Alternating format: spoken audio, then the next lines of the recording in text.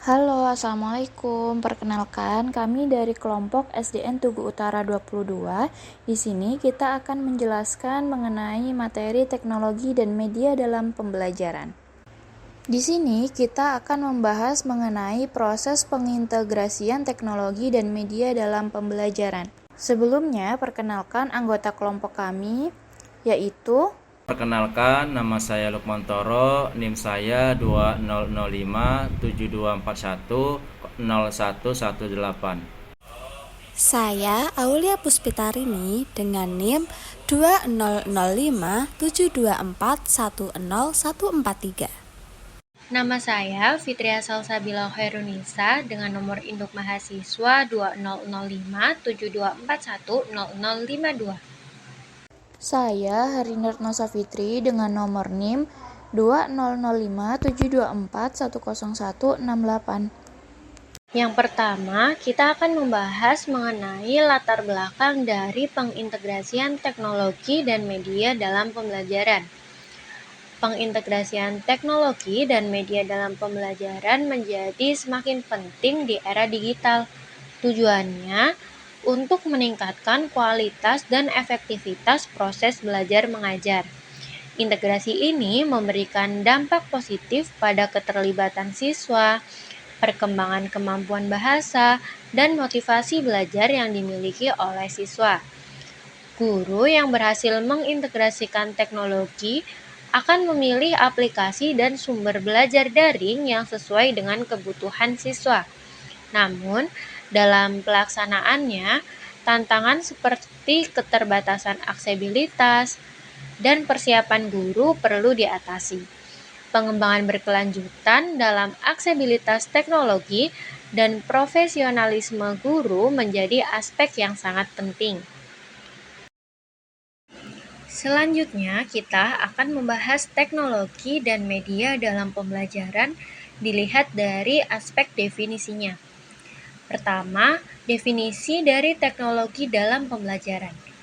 Teknologi dalam pembelajaran adalah pemanfaatan perangkat keras dan lunak komputer serta teori pendidikan untuk memfasilitasi dan meningkatkan kinerja pembelajaran. Teknologi dalam pembelajaran ini mencakupi teori dan praktik desain, pengembangan, pemanfaatan, manajemen, serta evaluasi proses dan sumber daya untuk belajar. Sedangkan yang dimaksud media dalam pembelajaran merujuk pada alat dan sumber daya yang digunakan untuk menyampaikan pesan dalam suatu pembelajaran. Ini termasuk berbagai jenis teknologi fisik seperti kamera digital, video, alat papan tulis interaktif, media elektronik, dan proyektor LCD, serta platform digital seperti blog, perangkat lunak kolaboratif, e-portfolios, dan ruang kelas virtual lainnya. Saya akan menjelaskan tentang peran teknologi dan media dalam pembelajaran. Yang pertama, penyajian pembelajaran, di mana teknologi dan media ini dapat membantu guru dalam menyampaikan materi pembelajaran dengan lebih menarik dan interaktif, sehingga siswa lebih mudah memahami materi yang diajarkan.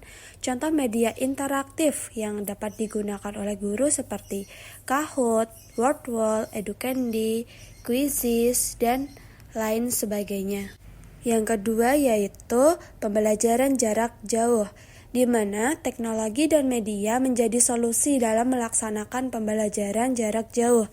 Seperti saat ini penggunaan teknologi yang masih kita gunakan yaitu Zoom untuk berbagi ilmu, pengetahuan, pengalaman seperti mengadakan seminar ataupun kajian. Yang ketiga, akses ke sumber daya pendidikan, memudahkan akses guru dan siswa terhadap sumber daya pendidikan yang beragam. Contoh, kita mencari referensi seperti di e-book, AI, artikel, ataupun jurnal. Yang keempat, pengembangan keterampilan, yaitu memfasilitasi pengembangan keterampilan kritis, kreativitas, dan pemecahan masalah yang diperlukan untuk menghadapi tuntutan dunia kerja digital. Yang terakhir, efektivitas dan efisiensi, yaitu memudahkan proses pembelajaran dengan memperjelas pesan ataupun informasi yang ingin disampaikan sehingga pemahaman siswa terhadap suatu pembelajaran bisa meningkat.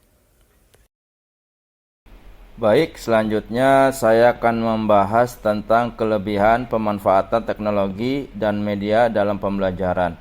Yang pertama, meningkatkan efisiensi pembelajaran. Di sini, peran teknologi dan media dalam pembelajaran itu bisa mengefisiensi pembelajaran sehingga materi yang disampaikan oleh guru ke peserta didik bisa lebih mudah dipahamin, lebih menyenangkan, dan lebih bermanfaat. Kemudian yang kedua, mempermudah akses informasi. Dengan teknologi ini, semua user bisa mengakses segala informasi dalam bentuk teknologi. Yang ketiga, pembelajaran mandiri. Dengan teknologi ini, semua user bisa belajar dari manapun dan dimanapun, sehingga pembelajaran bisa dilakukan secara mandiri, tidak hanya di satu tempat. Dan yang keempat, fleksibilitas. Yang kelima, memperjelas materi. Yang keenam, menarik perhatian. Kenapa menarik perhatian? Karena teknologi ini memberikan fitur-fitur yang sangat menarik di luar pembelajaran yang konvensional. Kemudian kelebihannya itu mengatasi keterbatasan. Dengan adanya teknologi bisa memberikan ruang yang begitu luas sehingga tidak ada keterbatasan dalam mengakses segala informasi pembelajaran. Kemudian selanjutnya yang terakhir, pengalaman yang sama. Selanjutnya saya akan membahas tentang kekurangan dan tantangan dalam pengintegrasian teknologi dan media dalam pembelajaran. Yang pertama, keterbatasan infrastruktur. Maksudnya, keterbatasan infrastruktur ini menjadi tantangan utama dalam penerapan teknologi pendidikan. Contohnya di daerah-daerah terpencil yang belum memiliki akses teknologi itu sendiri. Kemudian yang kedua, perencanaan yang matang. Penggunaan teknologi baru dalam pengajaran pembelajaran memerlukan perencanaan yang matang, termasuk tujuan pembelajaran.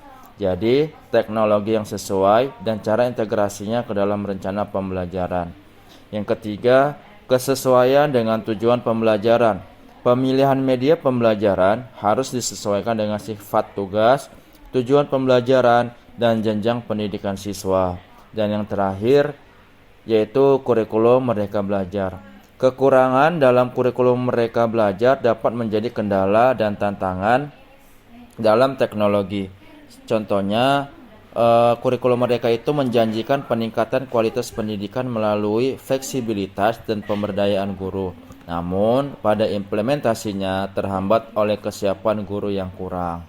Demikian penjelasan dari saya. Saya lanjutkan kepada moderator. Berikut ini adalah daftar pustaka dari beberapa jurnal yang kami gunakan terkait materi teknologi dan media dalam pembelajaran.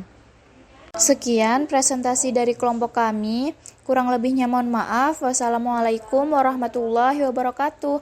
Sampai jumpa di video selanjutnya.